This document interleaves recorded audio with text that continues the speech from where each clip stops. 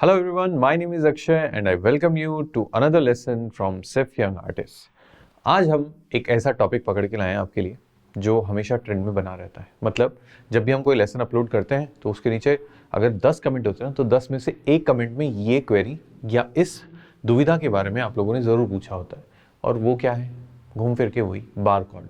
हालांकि इस पे लेसन बन चुका है, बट फिर भी हमें लगता है कि टाइम टू टाइम अपडेट होना बहुत ज़रूरी है। तो आज का ये लेसन इसी बार कोड के लेसन में एक तरीके से एक ऐसी अपडेट है जो आपके और काम में आ सकती है, और जिनको ऑलरेडी बार कोड आता है उनके लिए भी एक यूनिक टिप है जो आपको पूरा लेसन देखने में पता चलेगी। दिस इज सिफ young artist, my name is Akshay, let's start learning.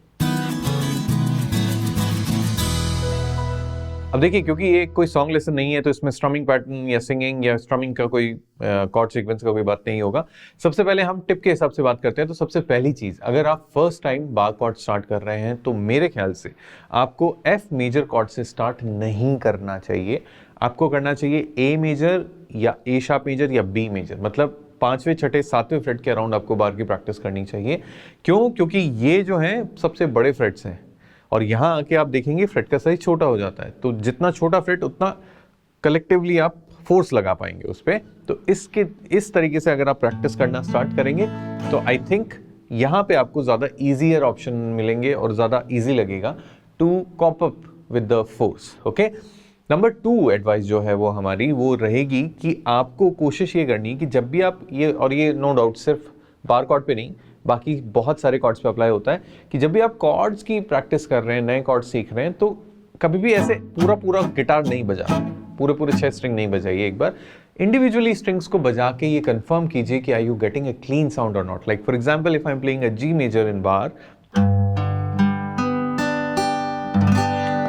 पूरा 6 स्ट्रिंग मैंने इंडिविजुअली चेक किया और मेक श्योर किया कि कोई भी स्ट्रिंग म्यूट या बज नहीं कर रही है। कई बार क्या होता है कि हम बस बजाते रहते हैं, ये ध्यान ही नहीं देते कि कुछ म्यूट है कि बज है, और फिर ऑल ओवर जब साउंड थोड़ा सा मडी सा साउंड करता है तो हमें लगता है कि यार हमारा तो इस लेसन के जैसा गिटार ही नहीं प्ले हो रहा, हमारा गिटार खराब है। ऐसा नहीं है।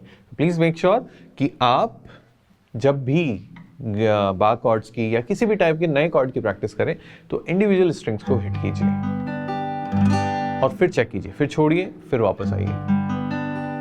इस तरीके से अगर आप प्रैक्टिस करेंगे तो आई थिंक आपको ज़्यादा सक्सेस मिलने की चांसेस है, जल्दी सक्सेस मिलने की चांसेस है। ओके, नंबर 3 पे अगर बात की जाए तो नंबर 3 ऑफ कोर्स एक बहुत इंपॉर्टेंट फैक्टर होता है कि कई बार सही में आपकी गिटार की कंडीशन सही नहीं होती है। तो अगर आपका गिटार बहुत महीनों से बिल्कुल भी सर्विस नहीं हुआ है, लाइक उसकी स्ट्रिंग चेंज नहीं हुई है, उसका एक्शन नहीं चेक किया गया है, तो एक बार कोशिश कीजिए कि आप गिटार को चेक करवा लें और ये मेक श्योर कर लीजिए कि आपके गिटार के एक्शन में किसी तरीके की कोई एबनॉर्मेलिटी या खराबी नहीं है, जिससे कि आप जो भी फोर्स लगा रहे हैं, जो भी मेहनत कर रहे हैं ना, वो वेस्ट नहीं जाए।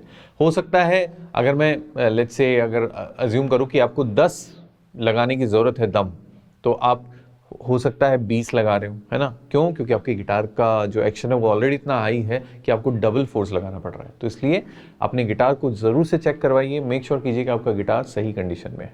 ओके, अब बात करते हैं एक फाइनल टिप के बारे में। जो ऐसे लोग जो गिटार ऑलरेडी बार कॉर्ड्स आराम से प्ले कर पा रहे हैं, उनको क्या करना है? अगर आप उन्हीं कॉर्ड्स में जो आप बार कॉर्ड्स लगा रहे हैं एक उंगली हटा दें या निकाल दें या फिर ऐड कर दें तो नए कॉर्ड्स बन जाते हैं।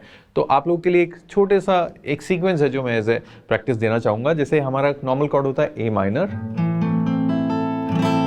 इसी को 2 स्टेप पीछे करके मिडिल फिंगर ऐड कर देते हैं तो बनता है जी मेजर। इस सेम शेप को 2 स्टेप पीछे कर देंगे तो बन जाएगा एफ मेजर। ठीक है, अब अगर आप इस ए माइनर में से लिटिल फिंगर हटा लेते हैं तो ये बन जाता है ए माइनर 7 कॉर्ड। अगर आप इस जी मेजर में से लिटिल फिंगर हटा लेते हैं तो ये बन जाता है G7 cord, dominant 7th। Okay, ऐसे ही अगर आप एफ मेजर में से भी लिटिल फिंगर हटा लेते हैं तो ये बन जाता है F7, F dominant 7th cord. ठीक है, तो अगर आपको किसी नॉर्मल गाने को हल्का सा भी जैजी या फिर थोड़ा सा एडवांस साउंड देना है रिदम के साथ, तो you can try these chords.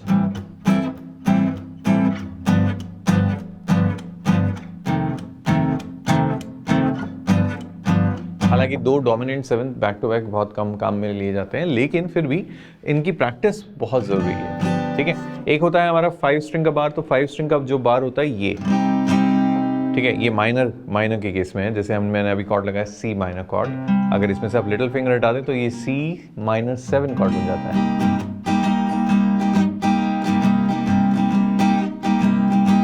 ठीक है। इसी तरीके से अगर आप ये जो हमारा मेजर कॉर्ड होता है ना, ठीक है, इसमें से अगर आप ये इस तरीके से प्ले करें, शेप बदल दी मैंने, और तो ये बन गया हमारा मेजर 7 कॉर्ड, सी मेजर 7।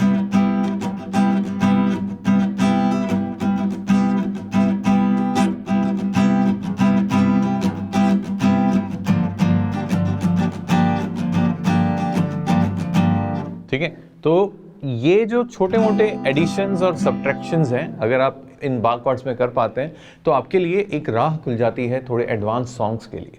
अभी तक ज़्यादातर आपने नोटिस किया होगा कि हम लोग आपको बेसिक लेसन्स, है ना, basic chords, basic strumming pattern देते हैं, बट धीरे धीरे अगर आप चाहें तो अपना लेवल अप कर सकते हैं। तो आगे आने वाले जो लेसन्स हैं, जो हमारे फ्यूचर में लेसन्स आएंगे, जिनमें हो सकता है कोई भी ओपन कॉर्ड ना हो, सारे बार कॉर्ड्स हो, तो उसके लिए आप तैयार कर लेंगे खुद को। तो please make sure you practice hard, और अगर आपका कोई भी डाउट या क्वेश्चन है तो हमें प्लीज़ कमेंट करके बताइए, जिससे कि हम उस पर काम कर पाएँ। ओके, तब तक के लिए प्लीज़ प्रैक्टिस कीजिए और हमें बताइए कि आगे क्या करना है आपको।